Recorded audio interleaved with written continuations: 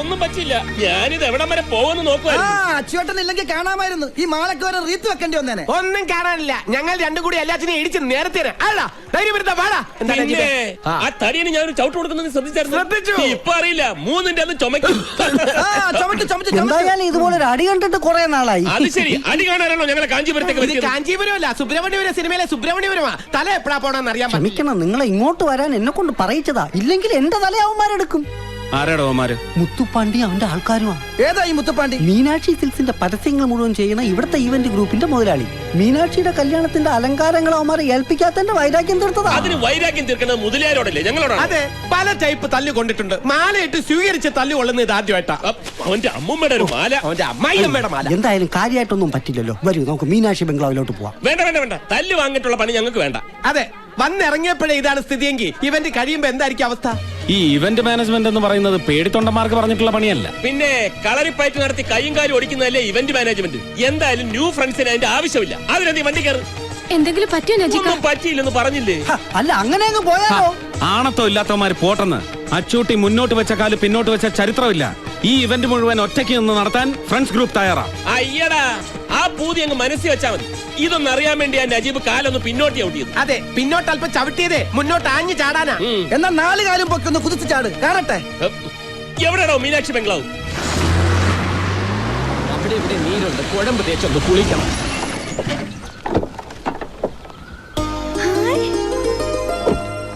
ശരത് കുമാർ அக்கா வந்து பாரு யாரு வந்திருக்காங்கன்னு. யாரு? நம்ம சரத்குமார் இல்லையா? சரத்குமார்? அங்க நம்ம கோவில்ல பார்க்கலையா? நல்ல டிஷும் அவர்தான். ஆமா, அவரா? അവരതൊക്കെ നമ്മ വീട്ടിലേക്ക് വരണോ? ഇവർ അളിയന്മാരാ, ബെസ്റ്റ് അളിയന്മാരാ.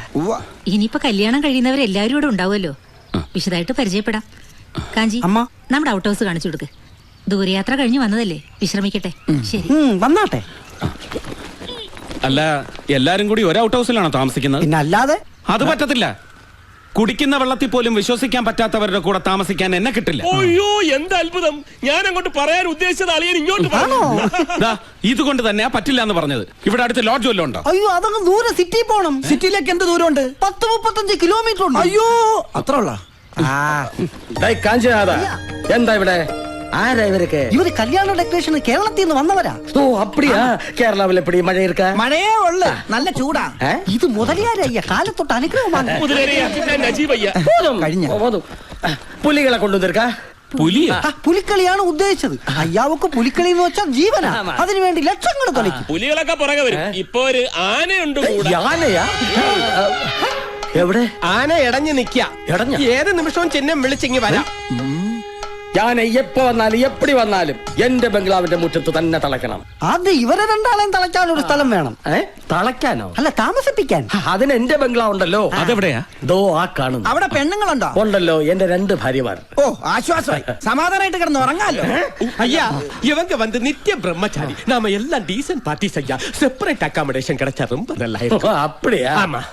காஞ்சிநாதா, ஐயா, நீ இவங்களை எல்லாம் கூட்டிட்டு போங்க. நீங்க 2 பேரும் என் கூட வாங்க. ஓகே அண்ணாச்சி. ചെല്ലിങ് വാങ്ങ. ഇങ്ങ നല്ല മൊയിലിയാരി. ഐശ്വര്യമായിട്ട് വലതുകാലം വെച്ച് കയറി വാ.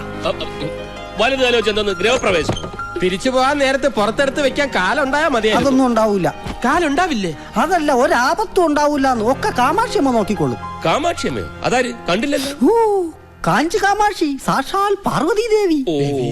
കാഞ്ചി കാമാക്ഷി ക്ഷേത്രത്തിലേക്ക് ഇവിടുന്ന് എത്ര ദൂരം ഉണ്ടാവും? ഇവിടുന്ന് 10-35 കിലോമീറ്ററോളം വരും. അതിനടുത്ത് തന്നെയാണ് ഏകാംബരനാഥ ക്ഷേത്രം. ഇതാണ് ബെഡ്റൂം. എന്നാ ക്ഷേത്രത്തിലെ ഉത്സവം? പങ്കുനി ഉത്തര ഉത്സവത്തിന് കൊടിയേറാൻ ഇനി 2-3 ദിവസമേ ഉള്ളൂ. കൊടിയേറി 10ാം നാളാണ് ഏകാംബരനാഥരുടെയും കാഞ്ചി കാമാക്ഷിയുടെയും കല്യാണം നടന്ന തിരുക്കല്യാണ നാൾ. അന്ന് എല്ലാ ജാതിയിലും മതത്തിലും പെട്ട 100 കണക്കിന് പെൺപിള്ളേരുടെ കഴുത്തിൽ ഒരേ മുഹൂർത്തത്തിൽ ഒരുമിച്ച് താലികെട്ട് നടക്കും. അതാണ് കാഞ്ചീപുരത്തെ പ്രധാന വിശേഷം. എന്തൊരു കാഴ്ചയായിരിക്കും അല്ലേ നജിക?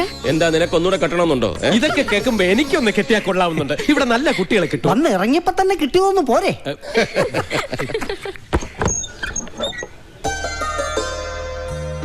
അയ്യോ, ഈ കുട്ടിയെ ക്ഷേത്രത്തിൽ വെച്ച് കണ്ടതാണല്ലോ. അതല്ലേ കല്യാണ പെണ്ണ് മീനാക്ഷി. അതെയോ? ഇതാണ് എന്റെ അച്ഛൻ ശങ്കർലിംഗം മുതലിയാർ. അപ്പാ വണക്കം. ഇതാണ് എന്റെ അമ്മ ഭാഗീരഥി ഭായി തമ്പുരാട്ടി. അമ്മ തമ്പുരാട്ടിയായിരുന്നു. രാജരക്തമായിരുന്നു. പൊക്കി പറയുന്നു വിചാരിക്കരുത്. ഈ തള്ളേടം തന്തേടം തറവാടിത്തം കണ്ടു കഴിഞ്ഞാല് മുതലയാർ ഇവരുടെ മകനാന്ന് ആരും പറയേ ഇല്ല.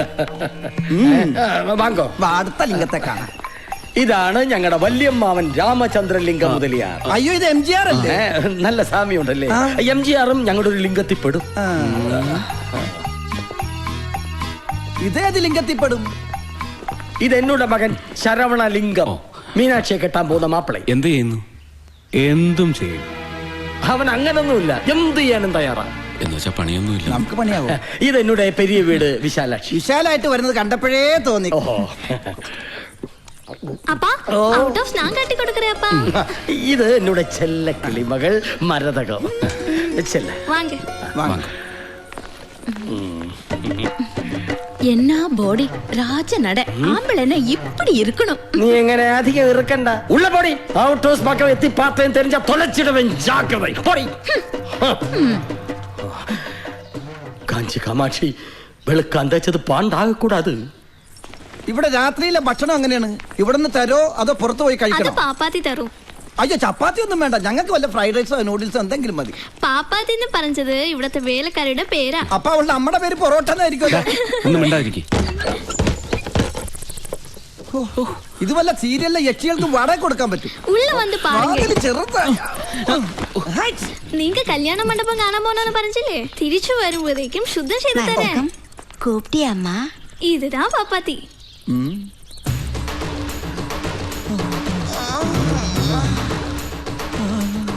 ഇത് ചപ്പാത്തിയും പൊറോട്ട ഒന്നുമല്ല, മസാല ദോശയാ. ഒന്നും വാ അടക്കട. അടക്കാൻ തോന്നണില്ല. ഞാൻ അടപ്പിക്കണോ? எல்லாம் கூட்டி பறக்க சுத்த பண்ணி அரவணை மாதிரி ஆக்கிடணும். என்ன சரி. എന്നാ പോ തുടപ്പെല്ലാം എടുത്തിട്ട് വാ. உங்களுக்கு തിരുമണമാച്ചാ? അച്ചുവണ്ണൻ അങ്ങനെ പ്രത്യേകിച്ച് തിരുമണമെന്നില്ല.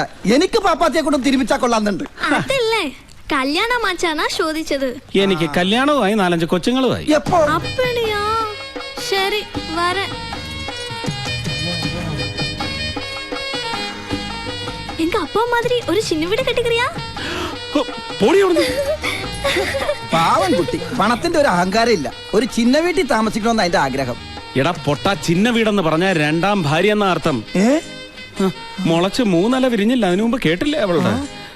അച്ചുവേട്ടാ സൂക്ഷിക്കണം. പഠിപ്പിക്കുന്ന സാറന്മാരെ പ്രേമിക്കുന്ന പ്രായമാണ്. ഞാനും ഒന്ന് സൂക്ഷിച്ചേക്കാം. ആ മൂക്കത്താ ശുണ്ടി ഒറ്റക്കൊമ്പനെന്നാ നാട്ടിലെല്ലാരും വിളിക്കണേ. അച്ഛനേക്കാൾ എനിക്ക് ഓർമ്മ ഏട്ടനെയാ. എന്നെ വലിയ ഇഷ്ടാ. പക്ഷേ ഇപ്പൊ ആ മുഖത്ത് നോക്കാൻ പോലെ എനിക്ക് പേടിയാ. மீனோதா அவரு மேரிட் தான். 4-5 குழந்தைகளும் இருக்கு. யாருக்கு? நம்ம சரத்குமாருக்கு. சும்மா இருடி. இது அவரோட தங்கச்சி. உங்க அண்ணனுக்கு இவளை சரத்குமார்னா പേരിട്ടിരിക്കുന്നത്. ഏട്ടൻ എത്ര പിള്ളേരുണ്ടെന്നാ പറഞ്ഞത്? 4-5. കഴുത. അവർക്ക് ഇനി കല്യാണമേ ആകല. நிஜமா? அவரோட அனுவாதம் இல்லாம இந்த தங்கச்சி அவரோட ஃப்ரெண்ட கேட்டுக்கிட்டா. அதனால அப்படியா? அப்பா இப்பதான் மூச்சு சரியாய் வந்தது. ஒண்ணுமில்ல. മാമാവിടെ ചിന്ന വീട്ടിലെ ഒരേ ഒരു മോളാ. ഞാൻ വന്നാ പിന്നെ എന്റെ വല തൂങ്ങും. 2 ഭാര്യമാരും ഒരേ വീട്ടിലാണ് താമസം. ഈ നാട്ടിൽ അതൊന്നും വലിയ കാര്യമല്ല. അൻപക്കൊന്ന് ആശയ്ക്കൊന്നെന്നാ ഇവിടുത്തെ ചൊല്ല് തന്നെ. എന്തായാലും പരിചയപ്പെടാൻ പറ്റിയതിൽ വളരെ സന്തോഷം. വലിയ സ്വത്തൊക്കെയുള്ള ആളാവുമ്പോ ഞങ്ങളോടൊക്കെ മിണ്ടുന്ന പോലും വിചാരിച്ചതല്ലേ. സത്യം പറഞ്ഞ എന്നെക്കാളും സ്വത്തുകാരി ആദരയാണെന്നാ എനിക്ക് തോന്നുന്നത്. ഈശ്വര, എന്തേ പറയണേ? നമുക്കിഷ്ടമുള്ള, നമ്മളോട് ഇഷ്ടമുള്ള ഒരാളുടെ കൂടെ ജീവിക്കാൻ പറ്റുന്നതല്ലേ ഏറ്റവും വലിയ സമ്പത്ത്. എന്ന് വെച്ചാ?